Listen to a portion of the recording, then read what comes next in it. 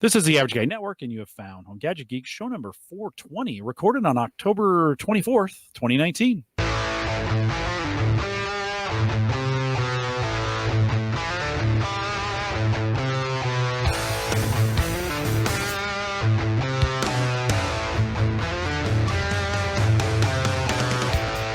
Here at Home Gadget Geeks, we cover all the favorite tech gadgets that find their way into your home. News, reviews, product updates, and conversation, all for the average tech guy. I'm your host, Jim Collison, broadcasting live from the AverageGuy.tv studios here in a beautiful Bellevue, Nebraska. Mike, getting a little chilly. Is it kind of nice to a little frost on the ground? I enjoy it. We're going to the Husker game this weekend, and I kind of like that perfect, wear a coat, and it kind of gets a little cold. That's my perfect Husker kind of game day. I enjoy it. It's kind of nice. Not like maybe fall in Germany. Jos is joining us from Nextcloud. Jos, what do you think of? I lived in Germany. It gets a little chilly. Do you like fall in Germany? Is it pretty beautiful? Well, it does look good. Like, we have a nice view from our apartment looking out over, lots of trees, and it's all getting yellow. And I like the view, but when you then have to go outside and it's slippery of the leaves and cold and wet, and the dog wants to go back inside, and so do I. That's right. Berlin. I can't imagine a beautiful or more beautiful time than fall. German beer, Berlin. Christmas is coming. It's got to be great, right? Actually, I would say Berlin is more of a summer and spring city. Okay. It's what you say. I think that's more Munich. Southern Germany. It's a better time, I think, for fall. You're originally from the Netherlands. Is Christmas pretty special in the Netherlands? Is that a good time to be there? Winter time? It is, but it's the Germans, of course, who came up with the idea of a Christmas market and everything around it. So I would still stick with Germany. All right. And the Dutch are copying it too, but yeah. Well, it's a magical time, and we've got great seasons here in Nebraska. Of course, we post a show with world-class show notes, and there'll be a few of them out there. Here at the very end of the show, we're going to do a quick product review, and so all the show notes will be available at theaverageguy.tv/HGG420 will get you there as well. Don't forget, you can join us live every week on our mobile app, homegadgetgeeks.com. We'll get you there, Android, iPhone. It's all available for you. It's free. Just download it. We want to thank our Patreon subscribers who helped me pay for that, and Spreaker, who does just a bang-up job of putting that mobile app together, and it's super easy. Don't forget, you can join us in the two groups, Facebook at theaverageguy.tv/Facebook, on Discord, theaverageguy.tv/Discord. We don't make that too difficult to find, and so we want to have you join us as well. Well, you've heard from them already, and Jos is joining us from Nextcloud. Jos, I can't pronounce your last name, so you're going to have to do that for me, but welcome to Home Gadget Geeks. Hey guys, I'm really happy to be here, and it is Poortvliet, and please don't bother with it. It's okay. Well, we appreciate the pass. I do appreciate that. You told me right up in the pre-show when we were doing that, that you're like, you should probably not try and pronounce it. So I appreciate you doing that. As we get started, give us a little bit of your role and position at Nextcloud, how long you've been there, some of those kinds of things, just so we can get to know you a little bit. Well, I was there at the beginning, so June 2016. I'm one of the co-founders and head of marketing today because, I was the one who was willing to write blog posts when we started the company. And that's essentially what I still do. I have a team now, of course, of people who help me, write blogs and everything else that falls under marketing. The Nextcloud team has grown quite a bit. I was on the website today getting your information, and I just kept going through some kind of pages and pages and pages of folks. How many are there now, and are you guys kind of in a growth mode? Yeah, I think it's about 40-ish. Actually, this year we didn't grow our team that much. We have a bunch of positions open, trying to hire, especially sales, also marketing person, actually, hopefully interviewing next week. But sales is hard. Engineers is much easier simply because we generally hire people from the community, people who contribute. It's easy to hire people like that because you already know them. You've seen their faces at meetups that we organize a lot. And because everybody works from home essentially in our company, it's very easy for new people to join. It's an extension of the volunteer work they do. Obviously, things change a bit. When you get a paycheck, somebody can tell you what to do. So you do have to, provide support for our customers. But often the things that people worked on that they did as a volunteer get extended into their employment. And that's, of course, a model that makes it easy for us to get new people on board. And it makes it, it creates a nice community feel in the company as well. Nextcloud kind of comes from, and I think you can correct me if I'm wrong, kind of lives and comes out of an open source community, right? That's Very much so. right. That's a premise. That's an idea that's held very dear, very close to it. Today, a lot of times when we do our podcast, we kind of get the history of things and then we work our way up to today.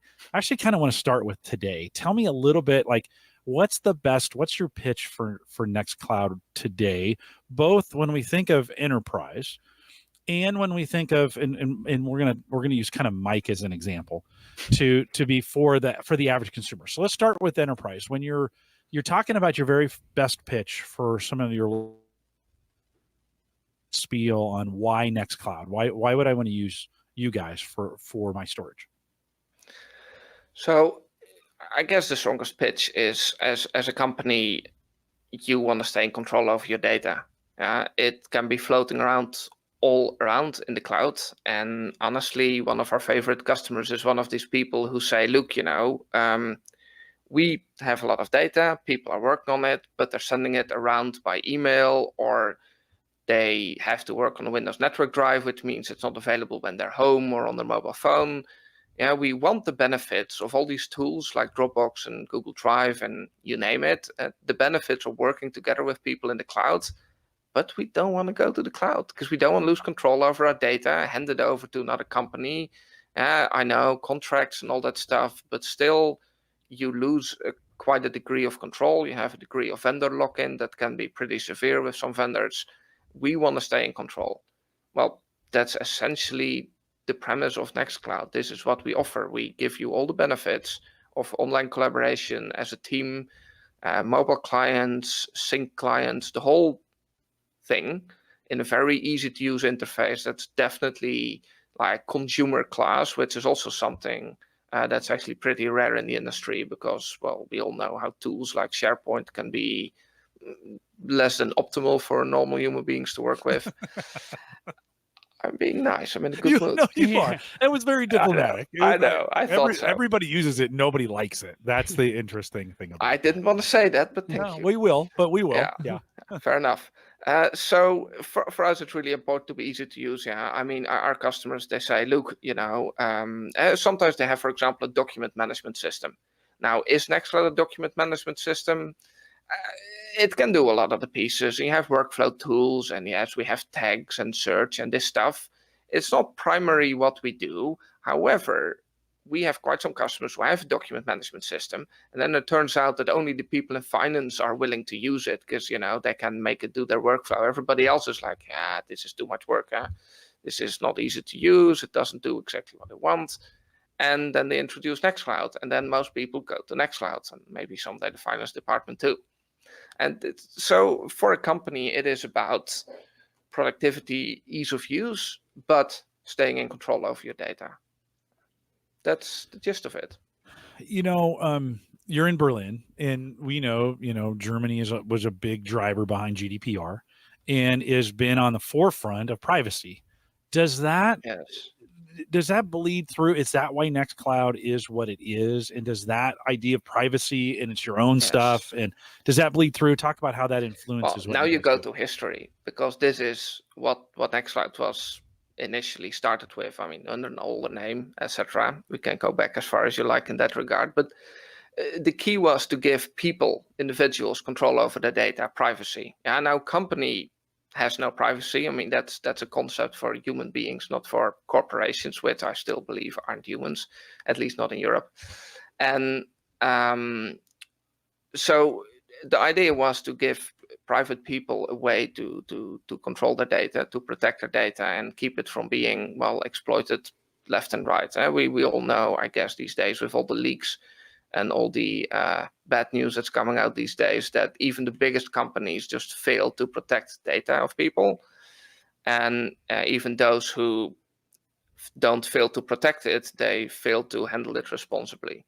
I think the biggest, I think one of the nastiest examples still is the action that Facebook did when, they asked for your phone number for two-factor authentication and then used it to get advertisement to you as well as to your family and friends and everybody else. I mean, that kind of stuff is just irresponsible, honestly, gives the whole tech industry a bad name. And there's plenty Facebook does right, I suppose, but this kind of stuff is just nasty. And for individuals, that's not how the internet was supposed to be, right? We were all supposed to be in control over our own data, and I know you guys are very much about home servers and staying in control over your data. So I think a lot of your listeners must kind of feel the pain when I say the internet isn't what it used to be. It's all getting centralized. It all depends on 4, 5, 6 big tech companies that host and control 70-80% of the traffic these days. And, when Tim started this idea, it was about being able to serve your own page. Now, I get that not everybody can run their own server. Yeah, but there's a middle ground between the incredible degree of centralization that we have today on an infrastructure that was designed to be decentralized and everybody running their own website. Again, I know that's not realistic, but even just having your data at a local provider in the city, Berlin is big enough to actually have a Berlin provider that targets Berliners. And that's cool, I think. And that means you can go there, you can talk to the people, look them in the eye, decide if you trust them or not, drink a beer with them if you don't trust it yet. Figure out what kind of people have access to your data, because it's just a reality that when somebody stores your data, they have access to it. I mean, I can't feed the people who claim to offer services that are end-to-end encrypted, but accessed through a browser, which usually really annoys the hell out of me, because when somebody sends code to your browser to be executed and to locally encrypt something, obviously that code could also just accidentally send that encryption key maybe to another server, because maybe even if they're not evil, there might just be a court order that forces them to do that. So the idea of being able to encrypt stuff in your browser, it's just kind of nonsense. I mean, sure, it's a little harder to get it, but it doesn't fundamentally change the fact that you need to trust the people who host your data. And that's a lot easier to do with people you can go to, talk to, sit down with, visit, than with people that are part of some huge corporation that regularly gets in the news for all kinds of stupid shit that they did. And that is under pressure of shareholders to make more money every couple of months. I mean, Google just added pricing to Gmail. Why did they do that? Were they about to go bankrupt and that they need to squeeze?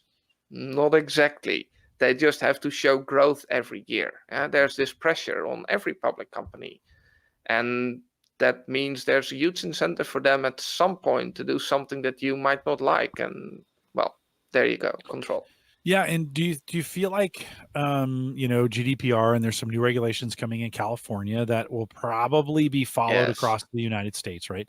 Do you think that is going to go far enough, or do you think we're going to need to even go even farther to get kind of back to an idea where there is more control over it? That's a good question. In Europe right now, the term digital sovereignty is really hot. And I have already seen communication purportedly coming from industry advocacy organizations, but my feeling was rather a mouthpiece of Microsoft. And the way they presented the subject of digital sovereignty and what it is about, of course, is Europe and a lot of countries in Europe and people in Europe being worried that all their data goes to the US. Yeah. But of course, even in the US, you can say, are we in control of our data, or are a couple of companies in Silicon Valley in control of our data? So even there, I think it is a relevant term. And the way this was presented, I thought was rather clever in an evil way. I'm a PR guy. I do PR. I can respect it when people do something really evil, but it's still clever. And this, I think, was an example of that. And the way they presented this, they said, look, you can have some kind of digital slavery. You're not in control. You have your data and it's completely locked in at a vendor and you have no choice. That's, of course, bad. Fair enough. Big red mark next to it. Then you have digital sovereignty. You are in control. You choose where to put your data. But of course, you pick the best choice. That would be Microsoft. And then 3 would be digital autocracy. You are so adamant about being in control that you blindly pick the choice that is not the best, of course, but that gives you 100% control. And of course, that also got a red mark. And I thought that was kind of clever because, well, first of all, it's obviously a false dichotomy, right? I don't believe that it is by definition so that, the solutions of the big companies are better than the small companies. Otherwise, there would never be new companies. We've all seen history play out over the years. And, well, I think SharePoint just came up. Let me just leave it at that when it comes to quality of the solution.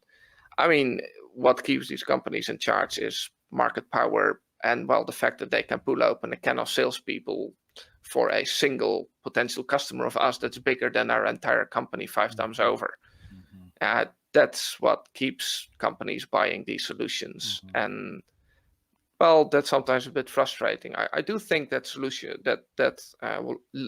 rules, laws like the GDPR help in this regard. They create awareness. At the same time, of course, the big companies are very much aware that there are risks and they will lobby the heck out of it. I think Facebook is now very worried about one of the potential Democrat candidates for presidency.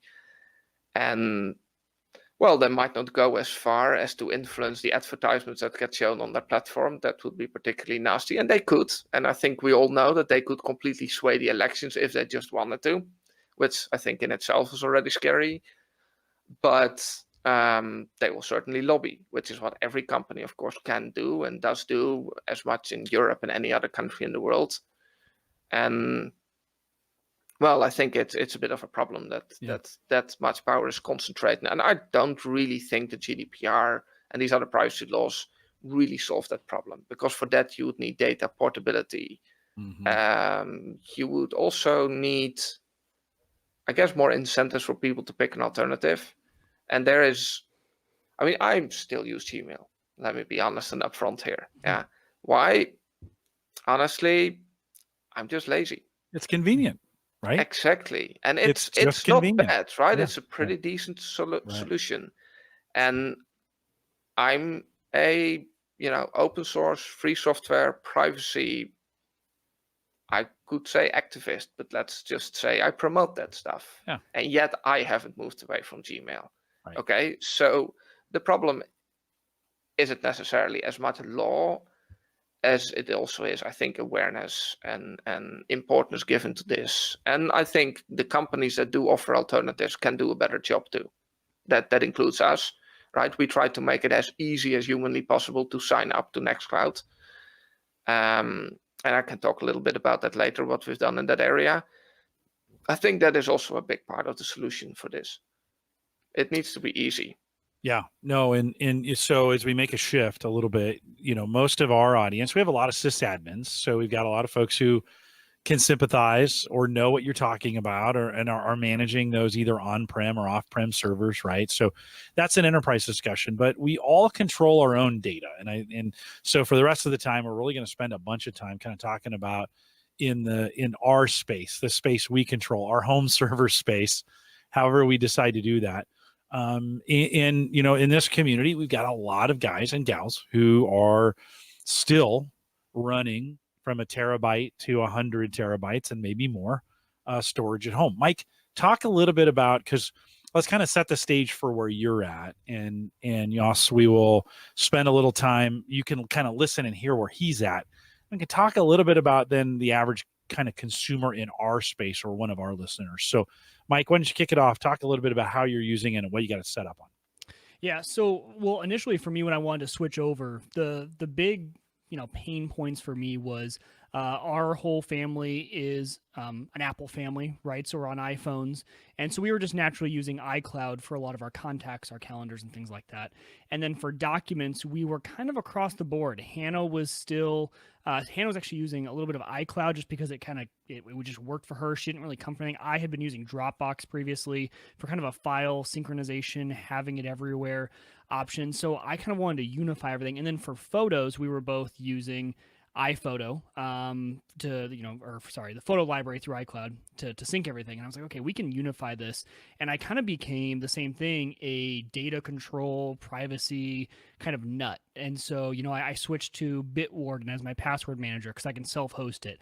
And, the odds of them getting to my last pass were slim, but it's just that I want to host it, right? I want it on myself. I trust myself. Jos was talking about, I want to be able to talk to the guy who controls it. Well, I talk to myself all the time, so it's great. I can sit here and chat with myself all day, and I trust myself maybe more than I should. So those were kind of some of the factors: data control, unifying our whole family on something.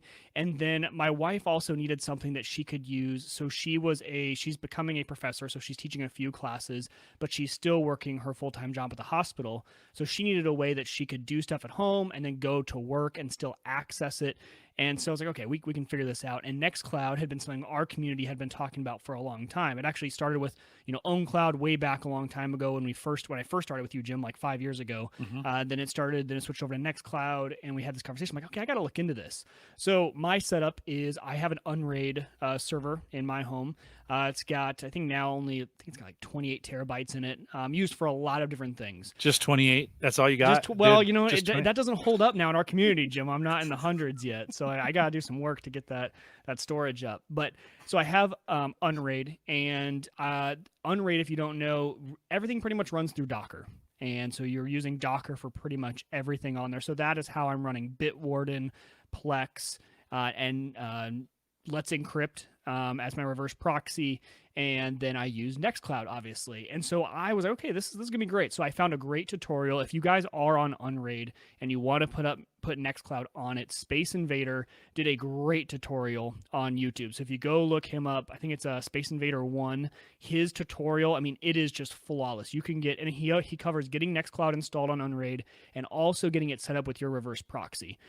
So that guy is the go-to source. Someone in our community, I think, actually sent his video to me, and that's how I found it. He does a lot of Unraid videos, but that one I've actually gone and watched about 10 different times. If I need to make a change to something or I can't remember how to set it up, I just go back and watch it. So I'm on Unraid, running it in Docker. It really couldn't have been easier to set up. There's a few things that you have to do. The video that he did walks you through it, just a few minor adjustments to some files, things like that. But once you actually have it up and running, it's pretty simple. So once you get it going for the first time, I was really impressed with for the fact of getting users set up. So you type in. I typed in my wife's name, her email address, hit go. It sent her an email. She signed in. She set it all up. And you just kind of are off to the races. And at first, we started out with just the document, storage syncing aspect of it. And I replaced it. I ran both for a while. So for me, I pulled everything over from Dropbox, copied it there, and I ran both just to, kind of test it out, test the waters for about 2 months. And I realized I liked it a lot better. The web interface, super easy to use, the sharing aspects of it. And I loved that, then Dropbox, they just, right about the same time, maybe a few months after, they announced this whole 3-device limit for their free plan. And I had Dropbox installed everywhere. Dropbox, yeah. Yeah, right. I'm sure you guys got a lot of business from that. That's right? A nice incentive for people to finally make that step. Yeah, I talked 100%. Because I was using the free plan from them, and I have paid I think like $10 a month, yes, but also then you're still limited on storage. And I have a 28 terabyte server sitting over here. I could be essentially unlimited when it comes to documents and photos. And so I'm like, okay, this just makes sense. Well, I'm just going to switch it over. So we switch completely over. Nextcloud offers I guess I'll call it the sync application for the average guy. You install the application on Mac, on Windows, I think on Linux. I don't run any Linux boxes around here, but you can run it pretty much everywhere. So I have it on all my Macs. I have it on my iPhone. We have it on our iPad. My wife has it on everything she has. And that essentially is just like if you've ever used Dropbox, same sort of thing. The files stay in sync. They're just everywhere you need them to be. You can selectively set which ones you want to sync and which ones you just want to live on the server, which is great for me because I love to use Nextcloud for all of my massive video files when I do any sort of YouTube videos and things like that. But I don't necessarily need those to sync across to all my computers and take up storage on the local hard drive. So they're very good about the settings of being selective of what you want to sync across. So we started with that. We started with just the files, and it worked great. My wife's favorite feature is that she's at home, she's on the laptop, she's editing, and she saves something. She saves a presentation. Then we're on the drive down to the family farm, and she needs to access something. Her boss calls her. She whips out her iPhone. She has it. She emails it.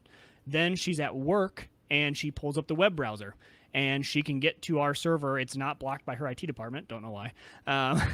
They don't like file sharing sites, but for some reason, our home IP doesn't get blocked. And so she's able to access it there, get her school documents that she prepared. So for her, I think she's actually in our house probably the power user of Nextcloud, mainly because at my work, I'm tied in with their systems, right? And so I use a lot of Microsoft. Have to, I've got the word in on Nextcloud though. I do. I'm trying to talk the IT department into it. But so she is just a power user. She loves that feature. So then step 2 for us was really figuring out. We had been trying to figure out a good solution for syncing and backing up locally all of our photos. My whole point was that, okay, iCloud is great, but what happens if we were to die tomorrow? We get in a crash tomorrow, and they don't know our passwords to iCloud. I have, I could put passwords in there and they could probably figure it all out, but I have kind of an SOS manual that I keep here that people would know about, and it's all here, and it's local, and it's secured, and we've got the key, and we know about it. And so I was like, okay, we need a place that we can store our photos, and the app on the iPhone for Nextcloud is fantastic for backing up your entire photo library. It just does it in the background, flawless. It's always updating. You never even have to open the app. It's just always doing it. And so we both have both of our phones set up to back up to the Nextcloud box for all of our photos. So that was step 2, and it works great. And then the great part about that too is that it's really easy to, from any browser, access all of your photos. Right before, you might have to go to iCloud.com, sign in to, and then maybe an iCloud on the browser is not a fun experience, especially I don't even know if you can access all your photos in the browser, but it's not fun if you can. But with Nextcloud, it's super simple to just, it's the same web interface and you can see all your photos. So when we're away from home and we don't have our phones, and if she's at work and she needs to email something, all your photos are right there. I find that actually Nextcloud sometimes syncs it faster than I can even get in there and like share it and like, okay, how do I get this photo over to my computer? Do I email it to myself? Trying to figure out how to get it on my computer. Most of the time it's already synced by the time I go in and do that, which is great. So then step 3 for us was I had to really decide. We had an experience where we were trying to get our contacts and our calendar on a non-Apple device.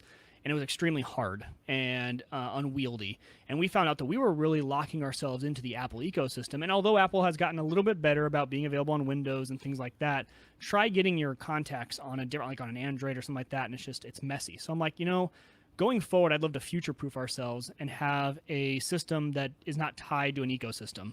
So I said, I'm going to get all of our, one night I just sat down and it was super simple on the Mac because the Mac syncs with iCloud. So I had all the contacts there. I literally just exported them, pulled them into Nextcloud, and we were off and running. And then I just turned off iCloud contacts on our phones and switched over. Nextcloud uses CardDAV and CalDAV, so very standard protocols for synchronizing your contacts and calendars. And we were up and running with contacts, and then I ended up doing it with calendars as well. So our entire family calendar, we have one shared family calendar that lives on Nextcloud, and then we each have our own personal calendar that we can keep stuff on as well. And it integrates with the iPhone just as well as iCloud ever did. And if I ever need to move over, if I need to pull those from somewhere, if I'm remote, all my contacts calendar is accessible via the web in a great interface, and it's private. And I know where it is, and I host it, and no one's going to get to that data. One thing I do really like, and I'll throw this out there, you can actually do a security check. Nextcloud has a tool that you can go plug in your URL for your specific server, and it'll run through a check. And Jos, I'd love to know maybe a little bit as we get to talking here about what that check's for. But I'm proud to say I got an A+. I've got it's as good as I can get. It's up to date. All the security checks out. But it gives you kind of peace of mind that, okay, this is, if this is being used in a commercial setting, I think I'm pretty safe from a home user perspective that my data is secure on my server. So that's how we use it. We have now replaced everything, so we no longer use Dropbox. iCloud for us is we back up our photos twice. We do use iCloud Photo Library, and that's really only because we do a lot of iMovie projects, and it pulls in pretty nicely. So we use it, but we also use Nextcloud, so we have it personally as well. And but as far as contacts, calendars, and all of our files, we are going through Nextcloud. And it has been, we talk about Jim and Jos, we have this term, it's called the wife approval factor. You know, as a tech guy, sometimes you do something in the home, I got this fancy new Wi-Fi, or I got this fancy new TV, and it drives them nuts. But we think it's cool, but the usability of it isn't. And Nextcloud is the complete opposite of those complicated things. It was 100% wife approval factor from the beginning, and I think she liked the fact it was actually all unified into one system. I know where to go, one place for my contacts, my calendars, my files, my photos.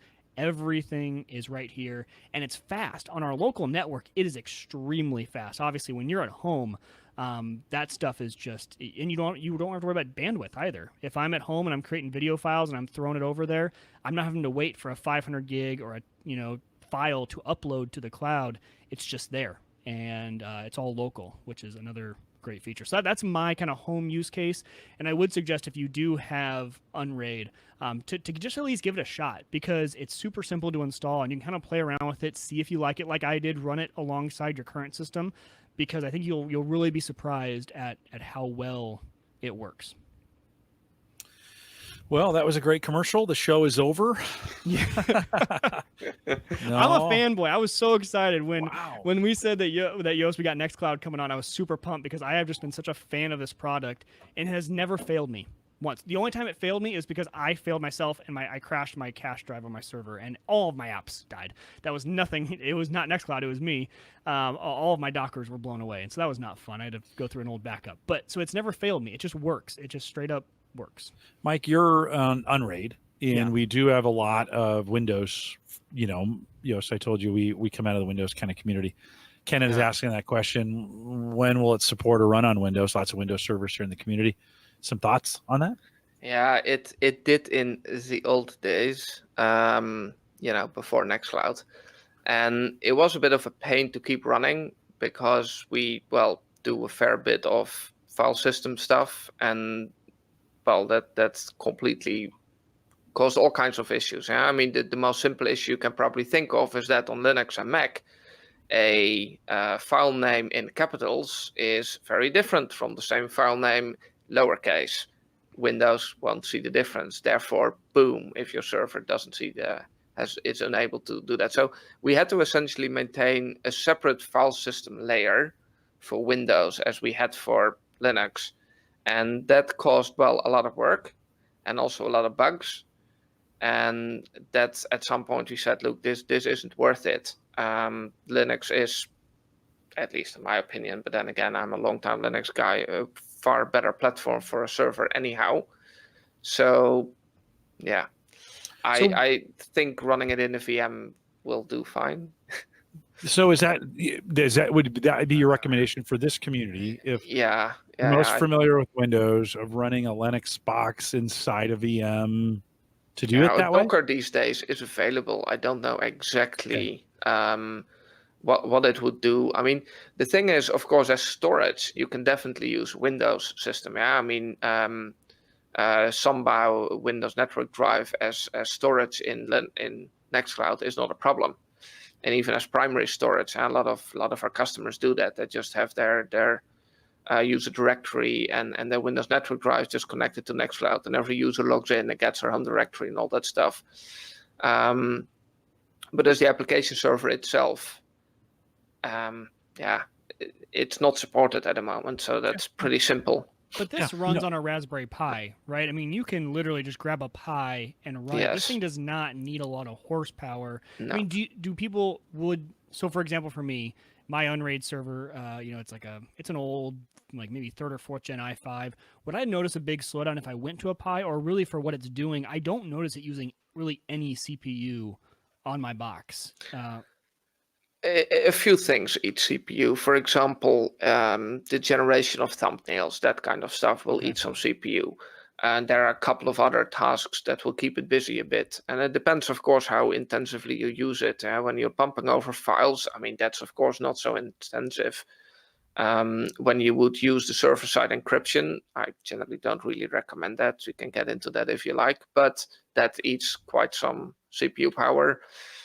Transferring files sometimes, depending on the settings you have in your server, it can eat CPU power, because what it would do when you have really big files and you use the web interface, it would upload in chunks. And then at the end of the process, it has to assemble the chunks, but that's more disk I/O even. If you run Collabora Online or only Office, the online Office solutions, they will eat CPU, especially in the case of Collabora Online, because that runs true. everything on your server. Yep, and I use that as well. And on Unraid, the way Docker works, that's a separate Docker, and then it integrates down into Nextcloud, and it still works fantastic. It works, yeah. I mean, you mentioned a X generation i5, so I run my Nextcloud on an i5 750. I think that's the first generation i something in general. I've downclocked it. It's a quad core and it runs normally at, I don't know, 2.5 gigahertz or something. I've downclocked it to a gigahertz. I have no performance issues. And I mean, the modern Raspberry Pi, the new one, which comes with a quad core A72, I think, which runs on like 1.5 gigahertz, I think. I mean, that probably kicks the ass in terms of pure CPU horsepower of my server. Yeah. So, and I mean, I run Collabora Online. I run Nextcloud Talk on it. Yeah, calendar, contacts, mail, we use all of it. And it's fine. So, yeah, you don't need a lot of CPU. You do need enough memory, though. That's also why I think the older Raspberry Pis, if you still got a Raspberry Pi 3 or 3B lying around, the bottleneck is going to be memory. Because for Nextcloud to be smooth, you need to have the mem caching set up. Yeah, Redis especially. And well, that kind of goes down the drain. If you don't have enough memory, of course, it doesn't work. And that actually is a bit of a performance hit, because then without the caching, of course, it has to compute everything, and suddenly your CPU use goes up, and you get latency and everything else. So two things you mentioned. Number one, is there any reason I shouldn't be using Nextcloud in Docker on Unraid? Is Docker a decent way to use Nextcloud? Any negatives? I think so. Okay. Yeah, I think I have the fine. option of spinning up a VM on Unraid instead and doing a Linux VM compared to Docker, but I've never experienced any problems with Docker. I don't think it makes a difference. Okay. I don't think it makes much of a difference. I mean, personally, look, I'm an OpenSUSE guy. I just run pure OpenSUSE on it, and then I've just installed the tarball and I manage that myself happily. I like to SSH in and just screw around a bit sometimes. But yeah, I mean, both the VM and the Docker image, I think, are perfectly fine. And there's also the Snap, which is also supremely easy to use, because that one you really never have to look at, because it updates by itself. It's completely, I think the Snap is the most zero maintenance you can get. It's also the one that's usually most, I don't want to say outdated, but running behind a bit. In the pre-show, you mentioned you were on an Nextcloud 16. I think the Snap is still on 15. Or recently moved to 16. So the Snap is very conservative, which is mostly because the people running it, building it, maintaining it, they just really want to make 180,000% sure that it won't ever break, because it's really designed to be zero maintenance. Therefore, it can't break, and they have to make sure that everything never ever will require you to do anything, and that's of course a bit of work to keep that. I appreciate that they're so careful with that, but I personally, I want to run release candidates. I always upgrade my private server by the time, sometimes the beta, sometimes release candidates. My colleagues always tell me to back up, which I don't. I've never had any issues, so hey. So, and then, okay, so we talked about the file side, we talked about contacts, calendar. There were two other things you mentioned that you run that I'm kind of interested in. The talk feature and then mail. Maybe go into those two and talk about what kind of options those give you. Yeah, so talk is our audio video chat integration. It's a WebRTC based audio video calls you can have. Runs completely on your own server, so you have the data and the metadata, which is actually nice. Because WebRTC is always end-to-end encrypted, you have that too, thrown in for free in the mix. And it runs in a browser. So with Nextcloud, you can send somebody a public link to a talk room, and they can join the call, and they just need to have a webcam or not, just a microphone at least. And there's no account, nothing needed. So that's quite nice. And it's just a one-click install. There's no extra Docker images or anything like that. It's just completely in PHP. It's actually, historical fact, we rewrote it from Go to PHP so that you can install it with one click rather than having to run a Docker container. It has scalability limits because, well, it's peer-to-peer, which means if you have a call with 5 people, you're sending and receiving 5 streams. Obviously, that's not going to work with 50. At that point, we as a company, we resell a solution that is a combination of parts from a partner and parts that we build ourselves in Go, because it's not like we have an issue with Go. It's a good language. It's just, every tool has its place. But for home users, I mean, the chat, you have mobile chat apps. It's really awesome. You can get a workflow where certainly with Nextcloud Text, new in 17, you should upgrade. You have like this text editor. It's a collaborative text editor. It's Markdown based, so it's really simple. But when you look at it, it just has bold, and you can insert the image and make a list and all that stuff. You do a star, an asterisk, or the star symbol, a space. How does that compare to you get a Collabora? bullet. Pretty similar. Is it replacing Collabora? No. I mean, It's just Markdown. Yeah, they're essentially just text files. So if you make notes from a meeting, it's way better because you don't have the overhead of a complete Office suite, which lets you build tables and do all fancy stuff. It's just super thin and light and has like 8 buttons on top and not like a toolbar and menus. And then the sidebar, just like with Collabora, in the sidebar you have the chat, and you can have a call even in the sidebar. So you're having a call with someone, and this is actually what I now do. Like I have calls with partners sometimes about marketing, and what I do is I create a text file. I put in a couple of bullet points for the agenda points, and I just share the file with them. And then I tell them, we set a call around 4:00, and I tell them, hey, just ping me in the chat. Yeah, you can mention me as a guest. And they mention me, and I get ping on my phone. It's like, oh, they're in, and I can either pick up the call in my phone, I'll start the call, or which is what I usually do, just get on my desktop and just join there and talk to them. And then, you have the chat or the call or both. And so guests can use that too. It doesn't it doesn't need to be a user that's on your server. Anyone. No. Including the mentioning, which is actually really neat. Wow. Okay. Yeah, it's awesome. I mean, it's getting better and better integrated. So, for example, when you're in files, you have the share button, and you can click it, and you type the name of a chat room, hit enter, and you just share it directly in the chat room.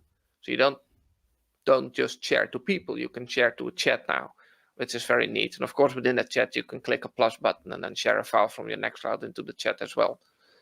What we're working on, of course, is that you'll be able to turn like this chat room immediately into a collaborative editing session. Ooh. Yeah. But spoiler alert, that's not done yet. That's obviously something we want, right? This is really, really nicely integrated. What was the other thing? Mail. Yes. Well, it's a mail client. Enough said.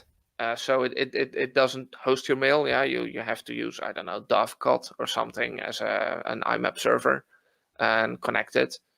But it's a mail client, a mail web client, which is reasonably responsive. So it'll work in your mobile browser as well if you don't have an app for that.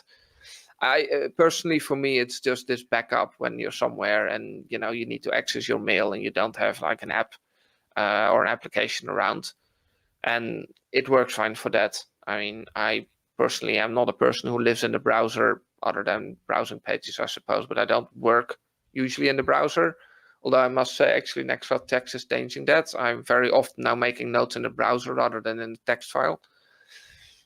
But I am not yet ready to move to email in a browser, actually, not by long shots. I love my desktop client, and you can take it from my cold dead hands. It does look like, just as we're talking about using Docker. It does look like you can now use Docker on a Windows desktop to be able to do that. There's been some changes in Windows. I think the Linux subsystem has been a part of that. But but I would think that would be pretty heavy for most. Like, if you were going to do something like this, might as well, Mike, in our case, might as well go to Unraid first because it's so much lighter. I think Docker management's a little bit easier there. And then go to a Pi actually might be the easiest if you're just like, I don't know, maybe ask Jos, what's like for a home user, what's the easiest intro to Nextcloud? Easiest way to kind of get in? Is it a Raspberry Pi? Well, so if you want to host yourself, Yeah. it's actually a good question, because I can very well imagine that actually if you're a Windows system administrator, that getting a Docker image running on your system might actually be the easiest way. If you're a Linux person, snap install Nextcloud, it doesn't really get any easier. So if you have no server, then I do imagine a Raspberry Pi is a pretty neat way, because the only things you need to do is you need to get a Pi and connect it to a hard drive and power and everything. Download one of the Nextcloud Pi. So there's a Nextcloud Pi project which builds essentially images that you put on an SD card, plug in your Pi, and you're up and running. Right? It'll auto-configure itself, and of course then you need to connect to it and set up a user account and etc. But it's essentially pretty much self-managed from what I remember from playing with it. So that is a pretty neat way of doing it. But yeah, it depends, right? I mean, running a server is the work. It's not Nextcloud. That's a hard part of running a server. It's the SSL connection and opening the ports in your firewall and getting a domain name. That's going to be the hard part in any case, whether you go for a Pi or use your Windows system or your Linux system. The hard part isn't going to be Nextcloud. It's just a sad truth. We can only make it so easy. Yeah. True. Couple comments coming in on chat, I think. Justin had said, yeah, you can, but limited use cases. Still not 100% caught up on BSD Linux. So that's about the Docker on Windows image. Yeah. I mean, the big question is there anyone here who has tried Docker on Windows with Nextcloud? Yeah, because, I mean, limited use case. The question is, does it cover everything Nextcloud needs from Docker? If it does, well, it doesn't matter. It can't do something else. If it can do Nextcloud, that's what you're looking for. Yeah. I just don't know. I really don't. Honestly, it's an interesting question. I'd love to hear it. If somebody here knows, I'd love to hear it. Yeah, send me, if you're doing that, send me, or you want to try it, send me an email, jim@theaverageguy.tv, and we'd love to kind of interact with you on that. Justin also says running Docker on Synology, and that would work, right? Well, yeah, absolutely. And that's a great way, because a lot of people have those, kind of home style NAS devices. And I think Docker is going to be, if it's not already, on QNAP as well, and some of the other kind of home style NASs. But yeah, Docker on Synology would be good. That's where all your storage is. I wish Drobo supported it. I've got this Drobo network drive, and they've made a lot of headway on those, since the change in ownership over there at Drobo. Their apps have gotten infinitely better, but I still haven't seen Docker on Drobo yet. So that would, and those CPUs aren't great. They're okay. They're not great. So that may not be great. Synology definitely is one of those perfect boxes where it's a great combination of drives and memory and processor. Like they just do, they build really good box. Joe asks in the chat room, any chance of supporting something like Exchange or Open Exchange on the email client?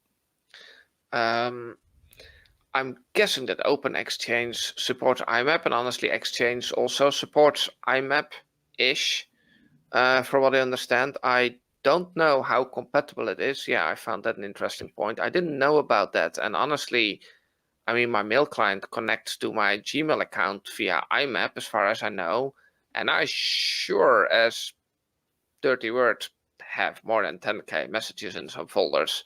So I don't know. I don't know. It might be that you can work around that or not. Yeah. But then maybe at that point you need to set up a filter. So I do think from an average guy standpoint, or at least from the average tech guys that are listening to this show, really what I'm hearing, it really, unless you're going to run your own Linux server, maybe Mike, in your case, Unraid, that's a pretty easy-ish setup with Docker. You've done it. It's doable. Synology is another one of those boxes that would kind of work to get that in QNAP. I think may do something along those lines as well. Then kind of let it rip. I'll be honest. I went out and looked at the website and looked through some of the documentation because I was going to install it before the show. And then I kind of dug into this and I was like, oh, this is a little more work than I thought. It's just not. So you're not a Linux user, because then it would have been download the tarball, go into the folder where you extracted it, type php -s localhost :3000 and then go to localhost :3000 in your browser. And what do you know? Log in, please. Yeah. Mhm. No, right. Yeah. And you're right. I am not. And there are there's plenty of listeners who are like, oh yeah, that makes total sense. That is not because I'm a Windows home server guy, and because was an Windows MVP for a lot of years. I'm pretty used to the GUI and the, configuring it that way and making it work.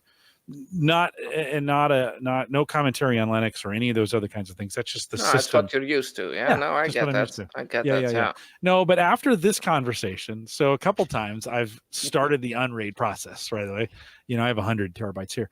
And I was like, I should start the unraid process and use Docker, and Mike just follow. I can always ping you for questions and, get something up and running, because I am a little bit sold after hearing kind of the way you use it, Mike. I was like, all right, it's a pretty cool, and I think typical, although intensive use case. I think the average Nextcloud user doesn't have 28 terabyte of storage, let alone 100. Right. I haven't dared to mention the small number that I have. It's under 10.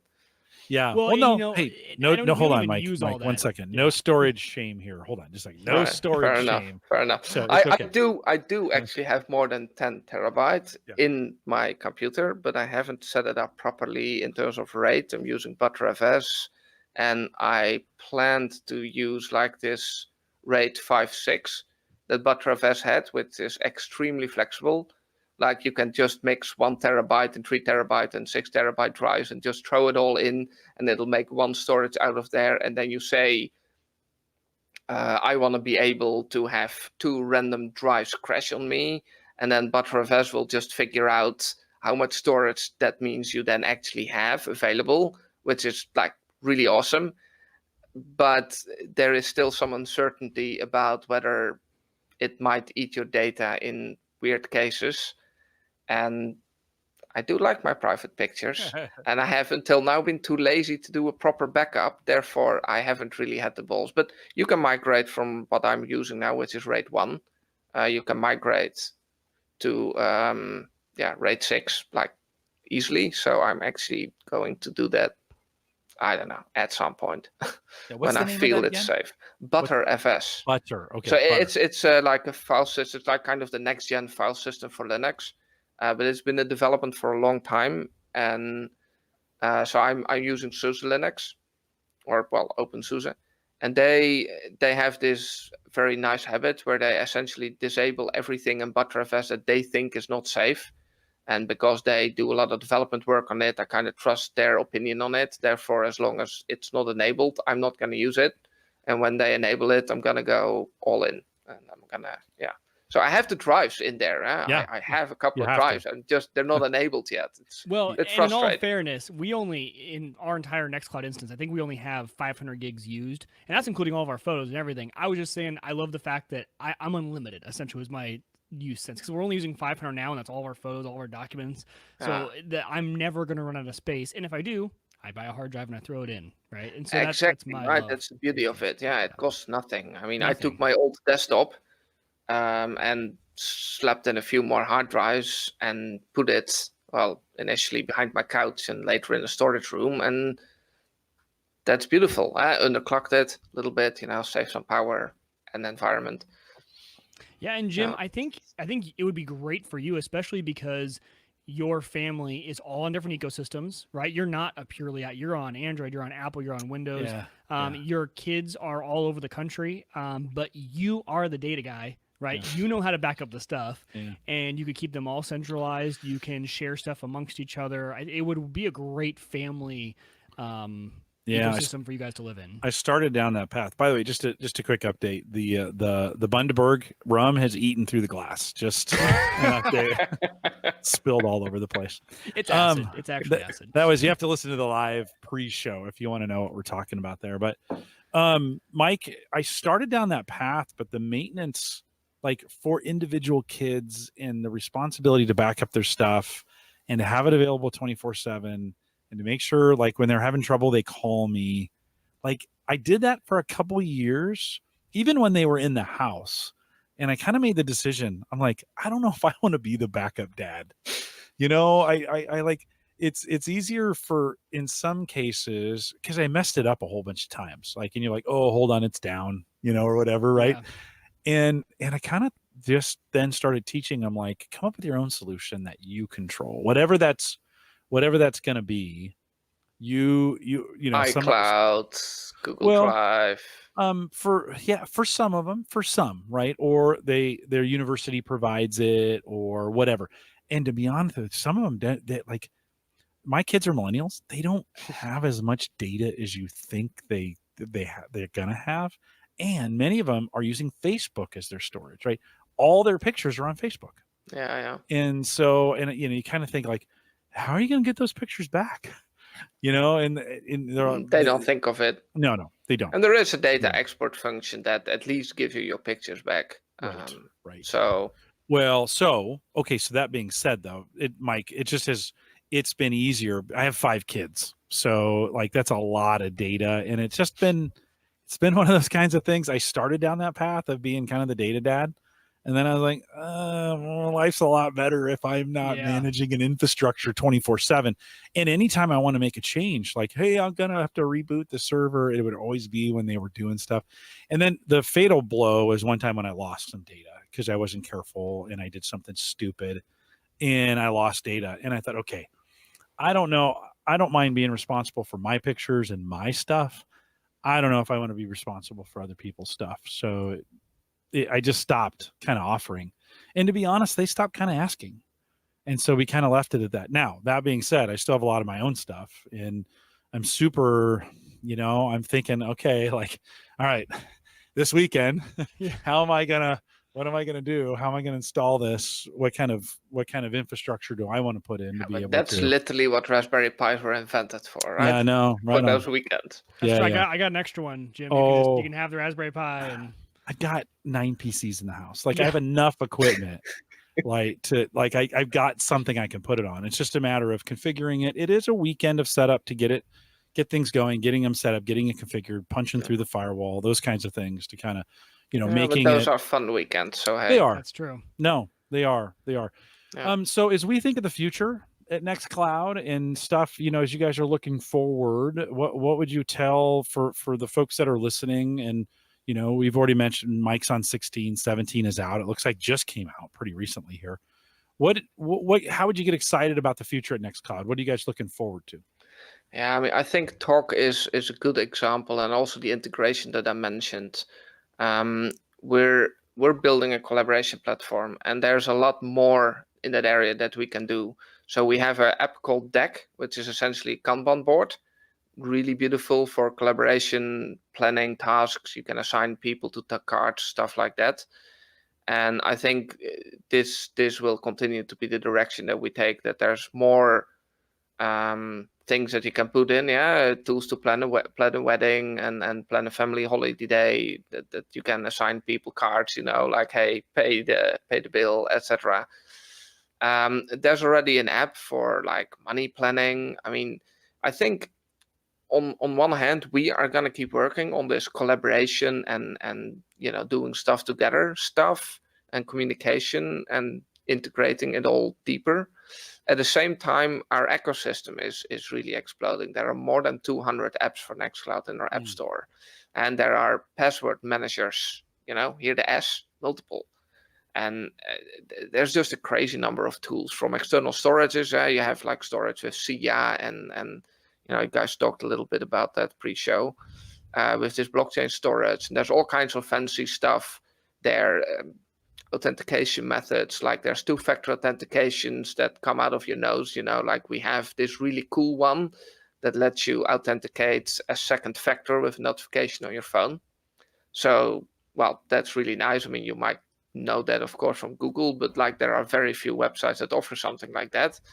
Or you can get an email, or you can get an SMS, or you can get, and all that stuff is apps. And there are continually people are releasing new apps and new stuff, from really simple things like, I don't know, show more information about a download, to people who are building completely new tools and stuff. And that's going to continue, I'm pretty sure, right? So what is it going to be? God, I don't know. It really also depends a lot on what people are going to do and what they want to do. And it's, well, yeah, world is their oyster.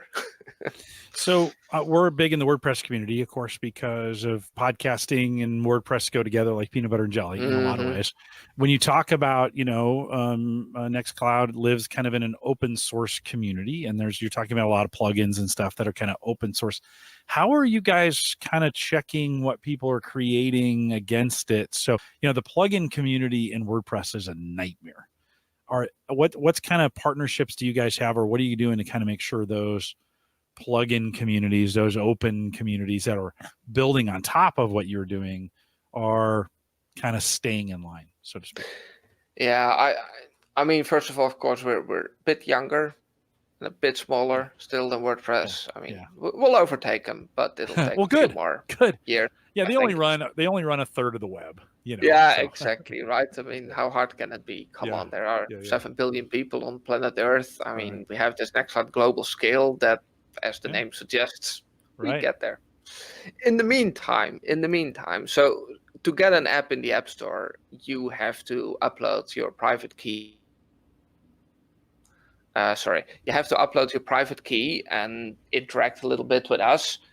Now, that's not a whole lot of interaction, but it's not that anyone can just make an account and upload something. And we keep a bit of an eye on it. We don't have anywhere near the resources to really monitor everything, but we do run a security bug bounty program where you can earn 10K. We put our money where our mouth is. We think we're very good in security. Prove us wrong, please. You'll get up to 10K for that. And this formally doesn't cover the apps because that is completely impossible and insane. And we will be bankrupt, I think, very quickly because, how. Well, I mean, come on, there's a business model, yeah? You write an app, you put a big security bug in it, and then you let a friend of you report it via the bug bounty program. So this wouldn't work. But people do report bugs also in the apps, and a lot of people do go and check out the apps, kind of, I guess, triggered by the bug bounty program. So we get quite a bit actually in via there, and then we talk to the app authors, and when they don't take action, we do. Yeah. So there's not a whole lot that we do preemptively, also in part because we've put in quite a bit of effort to make our framework really secure and actually make it hard to write insecure apps. And you get warnings, and actually, like, a lot of stuff just gets blocked. Like when you upload an app to our app store, there's a static code checker that will just check if you don't use private APIs and other stuff. That'll give warnings and block stuff, etc. So there's a fair bit of stuff in place. At the same time, yeah, we don't have the resources of Apple and Google. We don't review it that way. So some common sense and caution is certainly in place when you check out the apps.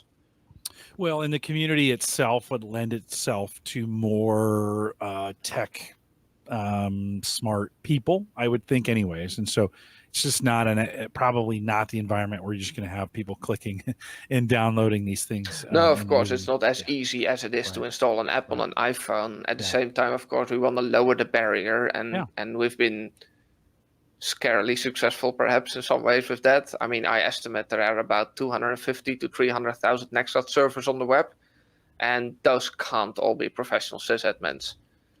So, there are quite some people out there that run a Nextcloud that's run, that aren't super professional with it. And a lot of people use really a lot of apps. I mean, we actually heard at one point from somebody who claimed to have over 150 apps installed, which I think is that can barely be true.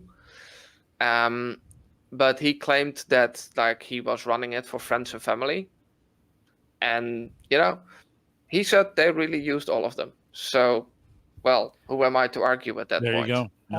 I'll give my two favorite real quick. If you're just starting out, Collabora, we already talked about. It's pretty much it's like Google Docs, but in Nextcloud private. You can all do it. So Jim, if you had it installed, we could replace our Google Docs with that, and we could both be typing in there, same thing. And then Draw.io. You've probably everyone here who's probably done any sort of network, right? What's it called? Documentation, essentially, right? You're graphically laying out schematics of your network. Draw.io, you've probably used it. It's built in. When you install the app, you just create a new document, and Draw.io is one of them, and you can just start. So that's how I've now done the schematic of all my networks, and it has all the draw features and everything that you would need in there, and it works really, really well. So Draw.io and Collabor are my two, actually really the only two external apps that I run. And Draw is a Visio replacement, is that right? Essentially, yes. Yeah. Okay. Yep. Yeah, That's I should have said that from the beginning. Everyone knows Visio, and it's a Visio replacement. Yeah. No, super cool. Jos, anything else? I want to be respective of your time. You've stayed awake all night. You want to go over the 200 apps? No, I don't. But as we think of, if you were going to, one final shot to our community to, say, hey, give this thing a try, what would you say to our community? Yeah, look, it's open source. So I wouldn't just say give it a try, but look at, well, you can make a difference very easily. Yeah, if there's something you don't like, go ahead and change it. If there's something you think you can do better, build an app.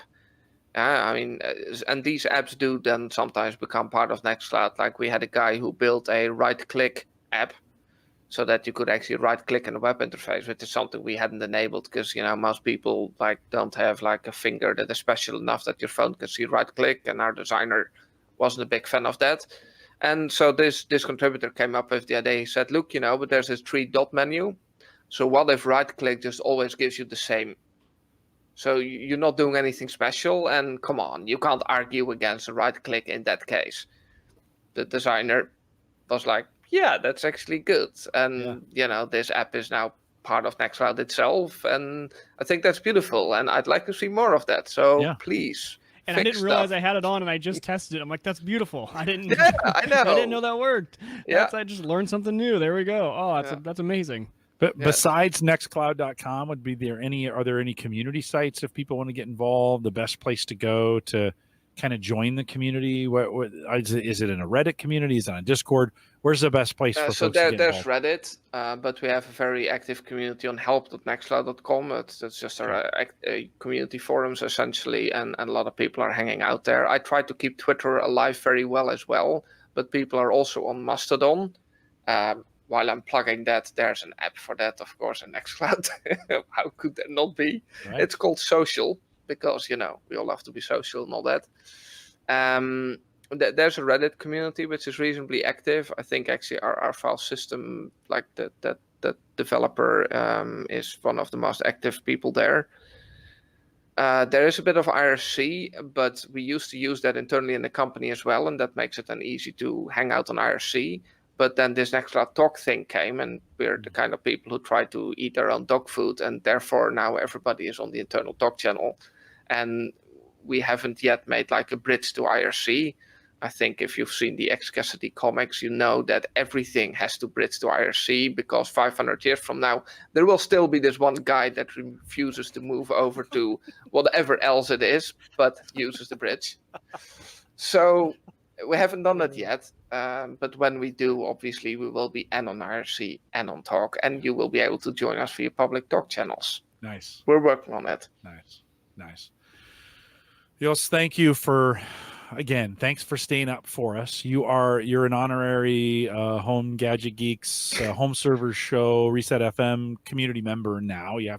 Now that you've been on the show, you fit in really, really well with us, by the way. That's nice to hear. It was an absolute pleasure to be here, guys, and geek out a little bit with y'all. Oh yeah. If we ask you in 6 or 7 or 8 months to come back, would you say yes? Would you join us again? I'd love to. I hereby promise. Nice. Seriously, nice. Yeah, call me in if you want. Every release, we do them every 4 months. Oh, we could talk about what's new. Yeah, that might be interesting. Why don't you ping me as you get close to the next one? The next one is in January, so just think end of January sometime would work. Yeah, that could work, and cool. We'll do a quick update on that as well. And so we'll let you get to bed. And fortunately, since you telecommute or since you're a remote worker, you can sleep in a little bit. And we appreciate your time. And we'll let you go. Thanks for jumping in, and appreciate it. Have a great morning, and thanks for coming on. I appreciate it. You guys have a good day, evening, night, sleep too, etc. We've got hours of podcasting to go. So all right, have fun then. Bye. Yes, thank you very much. Have a great night. or I should say a great morning for you. You can just close your browser and it'll drop you out of here for us. What do you think, Mike? Like I said, it was fun talking to him because I've been such a fanboy of Nextcloud for a while and trying to get the inside scoop there. And especially, I thought it was really interesting that first 10 minutes where he was really getting into the data privacy side and kind of the theories behind that and why people choose to go one way or the other. I think he was totally right. When I was thinking about this, it's convenience, right? People go with iCloud, people go with Dropbox, people go with Microsoft because it's so convenient. And I think as they start to get better about making this just completely easy to install everywhere, I love it. But then again, I'm a data security just kind of nut about this, right? Like I want to control everything. I'm willing to put in the work because I really enjoy it. Like tweaking with this stuff is so much fun for me that I really enjoyed that. Yeah, it was great. And Tony just said in the chat, so they have a Slack equivalent. That's what I was thinking of as well as he was describing the talk feature. And I'll admit, without running full Linux, it's a little bit complicated in Docker to get talk set up. I tried it in the past, and really, I gave it like a lunch hour. I had a lunch hour that was just like, oh, maybe it's super easy one-click install. It's not. You need to install like a turn server and things like that. So it's not super easy unless you're running full Linux. But essentially, yes, that's what they have. And I did get it up and running a little bit. And I mean, it's FaceTime quality, and it's peer-to-peer, and it's super simple to get running. And I didn't know. I love the fact that now there's almost a collaborative text file going along with it, because that could be really useful for meetings, especially if your company was set up on this. How easy is that, right? Everyone's looking at. I mean, there's really no easy solution. There are a few. But for the enterprise level, where it's all just integrated in one. So if this was your file sharing, if this was your contacts, if this was your calendar, if your company centralized on this and then using the talk feature, it'd be really convenient. I've gone on record on this podcast as saying, hey, we both wore red today. We did. Quite a bunch of stooges. I've gone on record as saying I need a Raspberry Pi, like I need a hole in my head. A couple years ago when it first came out, everybody's like, you're going to do a Raspberry Pi. And we even thought, John Zadler and I even thought we'd do a Raspberry Pi show. It never worked out. And, I've made that statement, but I'm kind of thinking like that would be a great way. It'd be a great use case for it. Yeah. And you can map your Drobo storage over to it. So that could be the storage and then just the Pi as a server. I'd even put the Pi. I moved the Drobo this week. It's just right over here right now behind me. And that it would sit nicely right on top and just be good. So that maybe Jos maybe talked me into picking up a Raspberry Pi, because it would be, again, I got a bunch of PCs, but I don't know if I want to drop. I don't know if I want to make a full Linux server at any of them. No, and Raspberry Pi is the easiest way to do it. Yeah. You just put the light version of Debian on it and right. No. All right, I'll have to think about that in the process. And anything else you'd add? I got a little review we're going to do pretty quick here. Anything else you'd add, Mike, before I think we covered it all. A couple reminders. You guys have been bugging me about a meetup like forever. So I'm here announcing our first I almost said home server show. Our first Home Gadget Geeks meetup, London, December 1st. 2019. If you're going to be in London in the area, I talked about this on the show a while back. I'm just joking with Tony too on that. I will be, just a reminder, that's all true. I will be in London December 1st and would love if you're in the London area. I'd even train out to you if necessary, whatever. Love to get together, enjoy a few brews, maybe even a cigar, and I'd love to get together with you. So December 1st, the first Home Gadget Geeks. I've said home server show meetup for too many years. Home Gadget Geeks meetup, London, December 1st. Not really the first one, but love to meet with you in December. Mike, I mentioned a couple weeks ago that I got this dual drive dock. The company called Alxum, spelled Alxum. They pronounce it just awesome. Actually, they have two brands. Weeme is another brand that they fall under. If you go to alxum.com, you can see these. They're available on Amazon as well. They reached out to me and said, hey, we're doing these drive docks, and would you review one? And I thought, what the heck? I've been buying a bunch of these because I've been using them in the crypto world. to put drives in. In fact, I still have a 4-bay drive that's running a bunch of 3 and 4 terabyte drives for burst and such. And so I thought, yeah, I'd give it a try. Mike, you mentioned you've got one. I think that's very, very close to it. Yep. Let me give you the quick specs on this thing, just really quick as we do it. Again, it's a USB 3. It's aluminum hard drive, so nice hard cover. The ones I've been buying at Best Buy, a little plasticky. You know, you kind of get them plastic. Yeah, this one feels like if it fell off the desk, it might survive it, actually. Yeah, it would. You could actually step on it or put a monitor on top of it as well. I mean, it's they're pretty sturdy. Standard 2-bay drive, right? 3.5, 2.5-inch drives go in there. But I love how it has the slot for also a 2.5. Yeah. Right. Yeah. So throw an SSD in there, it also works. It just slides right in that small slot. No, right on, right in the small slot here. Yeah. One of the cool things, and I didn't do this a lot, but offline cloning, right? So you don't even have to have it needed connected to a PC to be able to clone off of it. This one's got an LED indicator on the front that tells you how far. So it's got a 25, 50, 75, and 100. It will take drives all the way up to 12 terabytes. In here. So if you've got those, if you've been buying those large drives and you want to do it that way, sleep mode within 30 minutes. So if you're not, when you stop using it, it just automatically shuts itself off in the process. I loaded some discs up in it. I showed them. I got them right here. I got a 1 terabyte and a 750 that I had available that I threw in there and ran it up and pushed a little burst, some burst plots to it, moved some data around. Works great. And so again, these have been really handy for me. I actually have 3 of these, which is I never thought. I've got a 1-bay, I've got a 2-bay. Although to be honest with you, the 2-bay died after about I don't know 6 or 7 months. One of the cheap plastic ones I bought at Best Buy. It's sitting in my recycle box, and then I got a 4-bay that I'm using as well. And so this will be a nice replacement for the 2-bay that's in here again. Awesome, alxum.com if you want to check those out, available on Android as well. I'll have a special link in this show, so HGG420. I'll have a link from them if you want to think about purchasing or buying it. Just a good standard. Price will depend. Go ahead and look it up when you go take a peek at it, but appreciate them sending it out. It's actually going to replace the 2-bay that I broke. And you'll be a good user. You should give us a report in 6 or 7 months, because with burst, you hit those all the time, all day, 24/7. So you're a pretty good stress test user for that kind of unit. So you have to tell us in a few months, how well it's holding up. No, they run and they get hot. Yeah. These drives, in fact, the 4-bay, the drives get so hot. I have an extra fan that sits on the outside just to keep those drives cool because they run so much. So you're right. That'll be one of those things that. But already it feels a little more solid than some of the other ones that I have bought to get that done. ALXUM, thanks for sending those out. And like Mike, like you said, we'll test it over the next couple months. I just gave it a quick week-long test to see how it does in the long run with burst. Mike, we've come to the end of another week. We have. Yeah. Anything, any tech you're working on or anything new on your side of things? Oh, storage. Why do I still, Jim? I still stay. That's how we know it. That's how we know it, right? So I'm going to keep saying storage. Storage. That has been a fun little project. And so Unraid has in the community applications has a storage Docker. So it has the image in there. Super easy. You're up and running. Takes no time at all.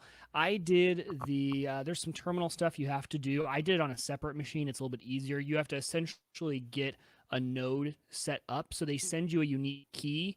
You have to generate, essentially you're doing almost like a blockchain style, generating a key.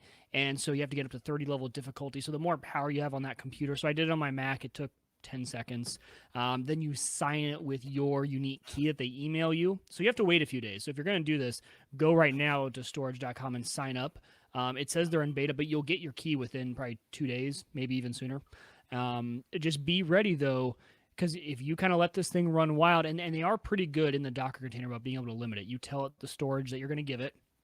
So I set up in Unraid, I just set up a new share for storage. And then in the app, it tells you, point me to where you want me to store the stuff and how much do you want to give it to me? What's your bandwidth allocation? And I let it kind of run wild. And I will say there are some unique things here if you're running it on Unraid with Docker. typically the default is to give it 10 seconds. When you tell it to stop, it'll give it 10 seconds before it kills the app. Well, storage takes a lot longer than that, and then you end up with corrupt databases. So, and there's a lot of terminal stuff you have to do to get those restored. I've had to do it twice now because I forgot to manually, because you can manually, it takes 2 seconds to manually stop it with a 300-second stopper, and I just keep forgetting. So I ran an unraid update, and obviously that killed everything. And then I rebooted one time, that killed it on its own. So I've had to rebuild the databases twice, which now the way storage runs, it actually does a lot of uptime checking, but it has a great dashboard now, a web dashboard for your usage. So I can go in and see, I'll actually just real quick, we have 2 seconds here. I'll just show it and how it looks for the dashboard, just because it's kind of neat. This is the new thing they just released this month. Maybe last month. Might be good to come over to the YouTube channel and check out this part. You can share your screen, and I'll bring it up full screen here for us if you want. Yeah. Good way to do that. I will do that. Okay, so can you guys see it now? Nope, not yet. Share it with me. Share it into the video here so I can see it. Oh, you know what? Yeah, share screen it's down. telling me that my share screen is blocked for some reason. Ah, bummer. Well, we mentioned this at the beginning of the show. Storage might be the one that gets through all the cruft of blockchain and crypto. And so I keep my eye on it. I'm just afraid with my 1 terabyte limit that I'm going to blow through that pretty quick. So when you said, yeah, it's kind of chatty, I was like, okay, probably not time for me to do it. Just as a quick update on the other side of things, on the burst side of things, there are now a bunch of burst derivatives. Burst and Boom and LHD and HDD and BHD, and those are all burst equivalents. And I've been working with Ken on some of those and staying close to those. They all use the same plots that we did on bursts. Well, sort of. And it's been fun. To keep up. There's a lot of things still going on there, so that's still rolling. I'm not sure I'd go out and buy any additional hard drives today, but man, that was sure a lot of fun to get that done in those days. And so, no, we won't do any crypto in the post show. We did some updating last week. The crypto market's kind of dropped out a little bit, and so we're at 773, 75, I think, somewhere in the sevens. At this point, so it continues to roll. And if you want to have a conversation about it, or you got any questions around it, you can send me an email, jim@theaverageguy.tv. We want to say anything else you want to add? Well, I was just going to say one final thing on storage. Yeah. If you want to know what they're up to, go to their YouTube channel. They just had their Q3 town hall. Great. And the question and answer at the end, actually, you could probably skip the announcements, go to the question and answer, because people ask the real good questions, and you can go watch that and get all the updates. They're really pro about it. They're very pro. They have a game plan. They address questions. They're very transparent. I really enjoy what they're doing on over. Did we mention on the show they're partnering, or they're doing some work with Nextcloud? Yeah, they are. Did we say that? They're partnering with a lot of places like Nextcloud. I think Synology is actually another one they're partnering with. So companies like that you could end up using them as the back end for something like a Nextcloud. So and it's all secure. And it's secure client side with storage, so you know that your stuff is going to be securely stored. And the speed, really the big updates from storage was the speed and the reliability. I think they're giving 4 or 5 nines of reliability now on their stuff, so they're really trying to rival Amazon AWS. And we'll see where it goes. But I love being a node, and they go public. I think in December is when their new public, open it up to everyone, goes live. I think they got a shot. It's something. We'll see. We'll have to see. We'll see how it goes. Yeah. Don't forget, we want to thank everyone who supports us on Patreon. theaverageguy.tv/Patreon. We'll get you there if you want to support us. $5 plans available if you want to jump in. We even have a month-long if you want to support, you or your business wants to support the live stream. And that means you'll get mentioned on the show every week. There'll be some branding on the live stream a bit as well. $100 a month gets you 4 of the shows that we do in a month. And if you want to support, you can do that on Patreon. You can do it for 1 month, or you can do it for multiple months. So if you want to jump in and get that done, you can check that out. theaverageguy.tv/Patreon. I mentioned theaverageguy.tv/Discord if you want to join that group. It hasn't been joined in a while, but if you want to do that, you can. And then theaverageguy.tv/Facebook. Again, I haven't had a new person in there in a while, but the community continues to roll on, and some great conversations if you want to join us that way. If you want to send me an email, jim@theaverageguy.tv gets that done. We do want to thank Christian and the AverageGuy.tv platform, both web and media hosting, powered by Maple Grove Partners. Get secure, reliable, high-speed hosting from people that you know and you trust.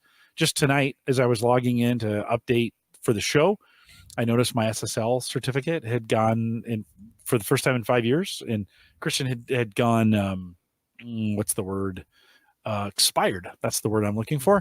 And I pinged Christian, and I was like, hey, and he's like, oh yeah, I'm working on it. I forgot to commit something. It's done. Boom. That's how great it is from a hosting perspective. And so if you want to know, plans start at $10 and visit maplegrovepartners.com. We thank Christian for support. We're trying for a Cyber Frontiers next week. So we're hoping to get that one in as well. And then don't forget, you can download the app, homegadgetgeeks.com. And I have a whole bunch of new coupons on for HelloFresh. So if you want to jump into that, I gave a couple away the other day. So folks are trying it out. We are still doing it, Mike. Just dynamite. Totally agree. It's just, I've got a bag in the fridge right now. That'll be tomorrow night. Dinner's taken care of. Send me an email, jim@theaverageguy.tv, if you want to try it out free for a week. We are live every Thursday, 8 p.m. Central, 9 Eastern, out here at theaverageguy.tv live. We'll stay around for a little bit of post-show. With that, we'll say goodbye, everybody.